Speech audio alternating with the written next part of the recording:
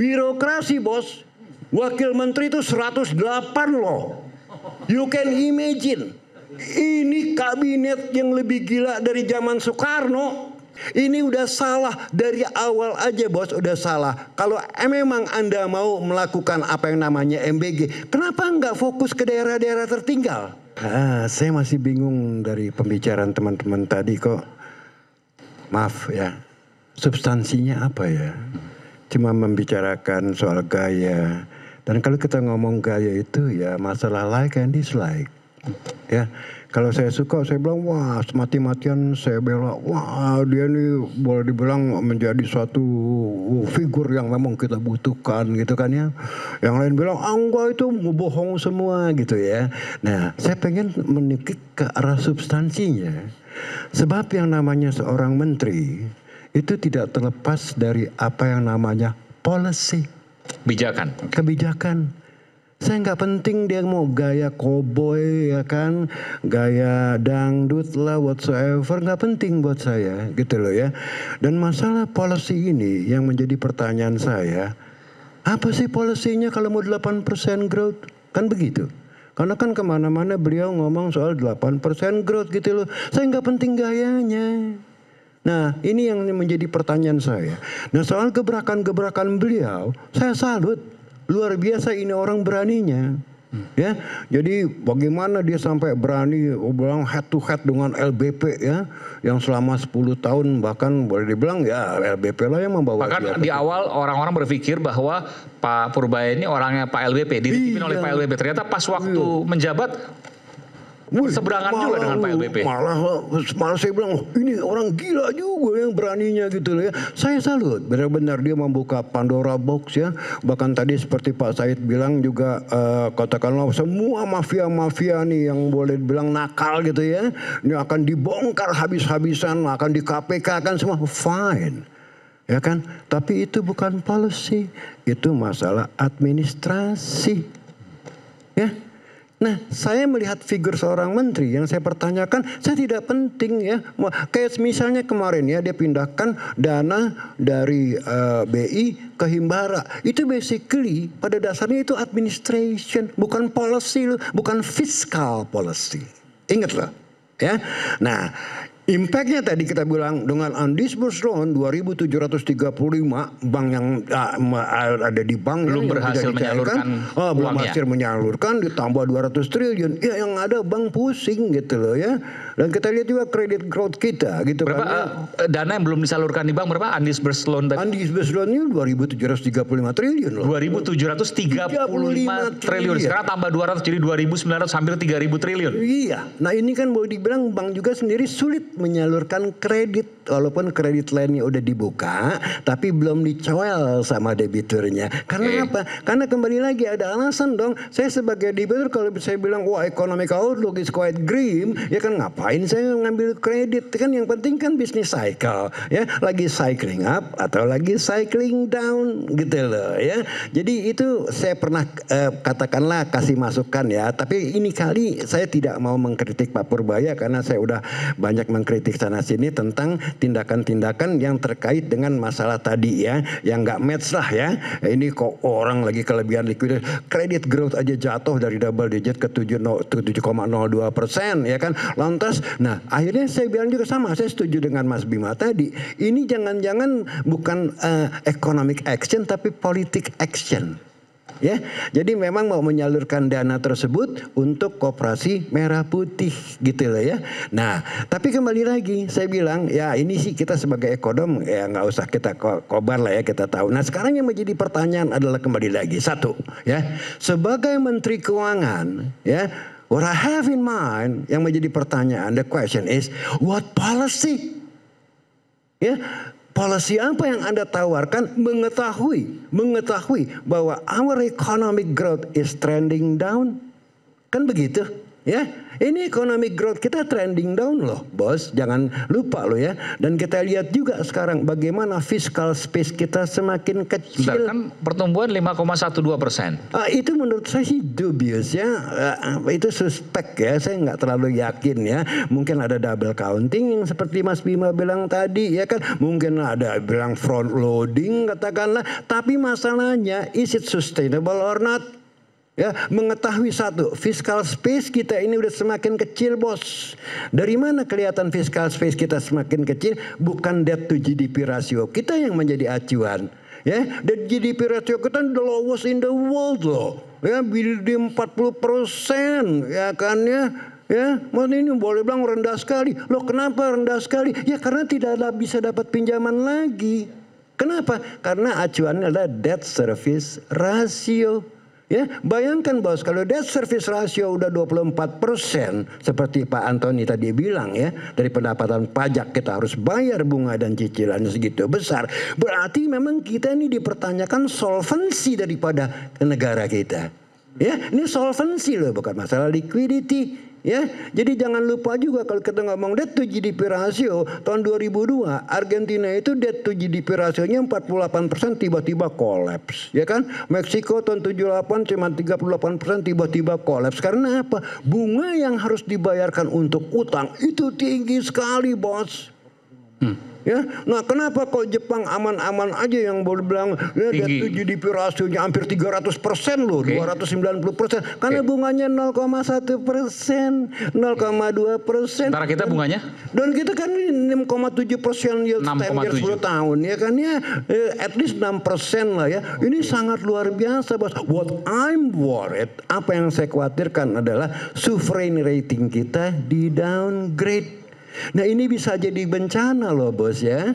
Nah itulah makanya saya bilang saya tidak melihat. Sebentar, kalau sovereign rating kita di downgrade, turun kelas. Ya, turun kelas dari triple B. Apa yang terjadi? Nah bisa yang terjadi adalah kan ini kan masalah. Itu peringkat utang ya? Peringkat. Ini kan masalahnya adalah nanti adalah risk premium yang harus dibayarkan oleh negara. Ya, instead of kita ngutang sekarang kita mengeluarkan SBN dengan 6% untuk tenor 10 tahun, bisa-bisa jadi 7% atau 7,5%. Bunganya makin tinggi. Makin tinggi. Ya kan? Dan itu anak cucu kita yang akan nanggung. Nah, artinya apa? Semakin risky our country, semakin orang menghindari Indonesia. Sementara kita tidak punya saving, kita membutuhkan dana dari luar untuk investasi. Itu loh, implikasinya tuh banyak sekali ya. Nah ini yang saya belum jelas lihat dari Pak Purbaya sebagai manajer. Saya tidak peduli dia mau gaya koboi tiap hari. Tiada hari tanpa Purbaya di medsos-medsos gitu kan ya. Nggak penting buat saya soal gaya. Yang penting satu adalah apa yang bisa Anda tawarkan berupa kebijakan, mengetahui bahwa ekonomi kita turning down ya, baik jangka pendek kita punya problem, jangka panjang apalagi. Oke. Ya. Oke, saya setuju begini, saya ingin challenge Prof Ferry. Satu hal, Prof. Kalau seandainya Prof katakan tadi substansi langkah ke depan kebijakan iya, itu yang harus kita kejar. Ya, tapi ketika tadi Bung Tova katakan bahwa ketika misalnya katakanlah kebijakannya bagus, perencanaannya bagus, yang dilaksanakan bagus, tapi di tahap awal tidak mendapat kepercayaan masyarakat, apa yang akan terjadi? Gini, masyarakat itu ya kembali lagi seringkali tertipu oleh gaya-gaya. Ya kan gampang sekali kita menipu masyarakat dengan medsos sekarang. Nah, sekarang kita hidup dalam era yang namanya post-truth. Ya, era post-truth, pasca kebenaran. Nah, era inilah yang digunakan oleh Trump menjadi presiden. Bagaimana mereka menggunakan media sampai akhirnya Trump menjadi presiden? Ini karena tadi ya yang namanya kebenaran, ya kebohongan yang diulang-ulang dan dipaksakan dan dipromosikan, akhirnya orang percaya sebagai kebenaran. Ini namanya era post-truth. Tidak perlu dengan substansi. Ini tidak yang substansi. Nah, sekarang saya sebagai ekonom mempertanyakan substansinya apa. Dan kalau kita ngomong substansi, bedakan antara administrasi dan policy. Ya, nah di sini saya belum lihat, tapi ada satu yang menarik. Ya, pada waktu beliau mengatakan saya akan turunkan PPN. Wah, saya bilang keren. Saya bilang keren. Ya, kenapa? Wah, Ini kan memberikan tambah kepada disposable income rumah tangga. Oke. Ya, PPN. Harga-harga akan lebih murah. Ya, contohnya Vietnam ya kemarin turunkan dari 10% menjadi 8% dan keluar angka pertumbuhannya 8,2%, Bos. Kenapa PPN diturunkan? Itu menarik karena rakyat kita ini sebagai konsumen mempunyai disposable income untuk konsumsi lebih tinggi. Oke. Nah, makanya di sini nih saya bilang Purbaya udah ada on the right track tapi masih di dalam ya masih pendek sekali langkahnya. Oke, Dia cuma ngomongin PPN. Saya bilang, kenapa Anda tidak tawarkan corporate tax diturunkan? Pajak badan. Pajak perusahaan. Pajak badan, iya. Ya, Betul. supaya net marginnya lebih tebal dan bisa mempertahankan karyawan. Jadi PPN diturunkan, pajak badan diturunkan, pajak penghasilan PPH diturunkan. Diturunkan. Kenapa, Bos? Kembali lagi satu. Tapi nggak ada uang nanti negara. Persis. Dan ini yang saya inginkan. Nggak ada uang negara. Bukan nggak ada uang, ya. Negara harus punya uang seminim-minimnya untuk memberikan ruang kepada swasta. Ya, jadi ingat lu Bos, semakin besar negara mendapat uang, semakin tinggi moral hazardnya, termasuk korupsi. Contoh, dari awal, ya, hal kecil Hambalang zaman SBY, ya, lantas muncul iktp. Zaman Jokowi ya, lantas muncul spending yang gila-gilaan IKN ya. Kenapa? Ya, lantas muncul infrastruktur gila-gilaan sampai Kertajati itu nggak tahu sekarang itu karena negara dianggap punya uang. Ya, bansos gila-gilaan dan akibatnya apa? Terjadi misallocation of resources. Ya, nah di sini yang saya bilang government failed. Ya, government tidak bisa menjadi agent of development. Nah, dalam ekonomi disebutnya government failure, bukan market failure. Nah, oleh karena itu kita lihat aja sekarang birokrasi Bos, wakil menteri itu 108 loh. You can imagine, ini kabinet yang lebih gila dari zaman Soekarno dengan 100 menterinya. Birokrasi begitu gemuk. Kenapa? They can afford it dengan pajak. Kan begitu. Jadi kalau mau ngomong efisiensi, kembali lagi kita harus cari ya memberikan space yang lebih besar kepada swasta untuk beraktivitas ekonomi karena swasta yang lebih tahu ya. Tapi misalnya gini, saya belum terbayang. Oke, negara uangnya nggak usah banyak-banyak. Ya. Gimana bayar utang? Gimana bayar bunganya? Gimana bayar belanja pegawai? Gampang. Kalau negara penerimaannya semakin kecil akibat pajak-pajak diturunkan, spendingnya pun harus diperkecil supaya menjaga defisitnya. Kan simple. Tapi kan pengeluaran tetap. Ya. Pajak, mohon maaf, utang, bunga, belanja pegawai kan tetap semua nih. Iya. Ya, komponen tetap. Gimana cara mengurangi? Ya usahakan untuk bisa bayar utang untuk tidak default dan kalau perlu negosiasi ya kepada debitor, kepada kreditor. My friend ya, saya harus merubah cara membangun negeri kita. Kalau umpamanya pajak diturunkan, ekonomi growing dan saya yakin kalau you want to achieve 8% growth ya Anda harus melakukan yang namanya radical change. Ya. Gak bisa enggak Bos. You do the same thing. Ya, you do the same thing. You expect different result. It is a big bullshit. Ya, yang kita butuhkan adalah sekarang kembali lagi. Ya, ini adalah game changer. Ya, dan game changer itu harus radikal. Oleh karena itu saya katakan negara ini terlalu dominan menyetir ekonomi kita. Malah lebih gila lagi kemarin mau bikin mobil nasional, Mopnas. Udah jelas-jelas dari zaman Soeharto itu Timur, Cakra, SMK itu gagal. Ya, kok maksa mau bikin mobil sendiri? Ya, dalam teori ekonomi ada yang namanya comparative advantage. Apa yang Anda tidak bisa bikin, jangan Anda paksakan bikin. Ongkosnya lebih mahal. Mendingan Anda beli dari orang lain. Fokus kepada Anda yang punya spesialisasi. Nah, oleh karena itu, ya, kalau saya Purbaya, saya akan fight bagaimana the size of the government yang begitu dominan dan begitu big karena ada penerimaan pajak ini harus dikecilkan, Bos, untuk memberikan ruang kepada swasta, ya, untuk memberikan ruang kepada swasta, ya, melakukan aktivitas ekonomi. baik konsumsi maupun investasi. Oke, sebentar, kita bicara real. PPN sekarang kan 12 untuk barang mewah aja kan. Tinggal 11 turun lagi ke 10 berarti. Ya. 11%, jadi PPN kembalikan ke 10%. Kalau bisa 5%. PPN 5%? Di 5%. Luar biasa. Ada negara yang 5% misalnya di 5%. Karena ASEAN, apa? ASEAN Ya, misal? nggak penting, jangan bandingkan ASEAN. Tiap negara punya unique problem sendiri. PPN 5%, Iya. ekonomi kita naik. Ya, nih gini. Logikanya begini, kalau PPN diturunkan 5%, disposable income daripada household, konsum nih, dalam equationnya bos ya, GDP itu adalah C, consumption, plus G, government, plus I, investment, plus X, export, minus M, import. Ya kan ya.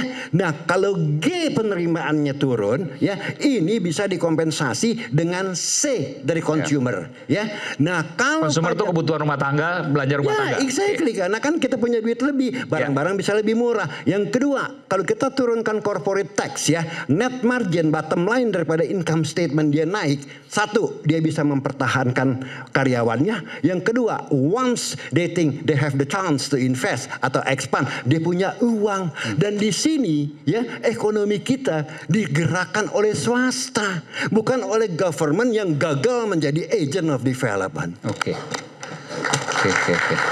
Nah, jadi poin saya, Anda salah kalau Anda bilang saya pro rakyat. Salah.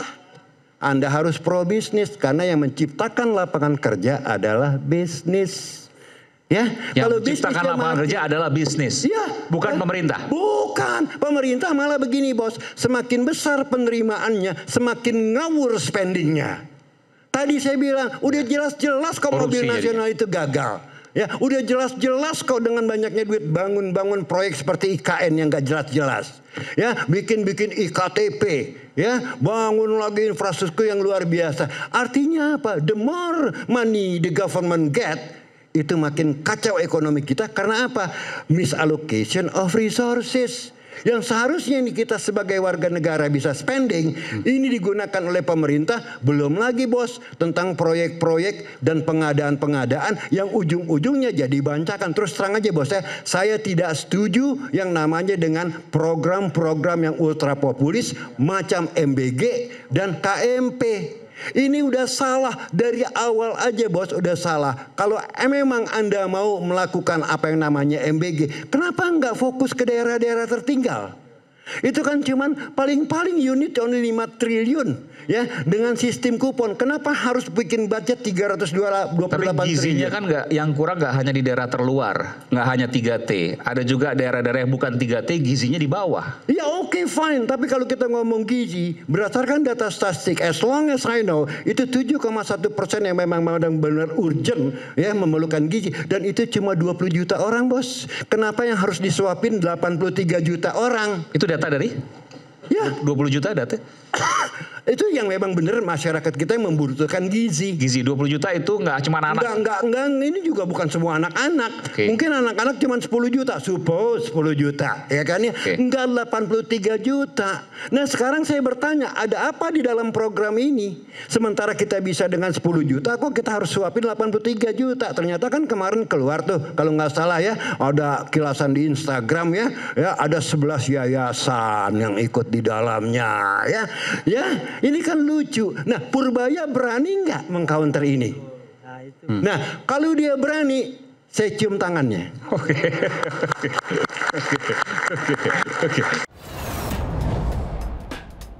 Saatnya Gen Z tentukan arah. Dialog inspiratif bersama narasumber terkemuka. Generasi muda melek finansial di era digital. Workshop beauty class. Audisi calon jurnalis muda iNews.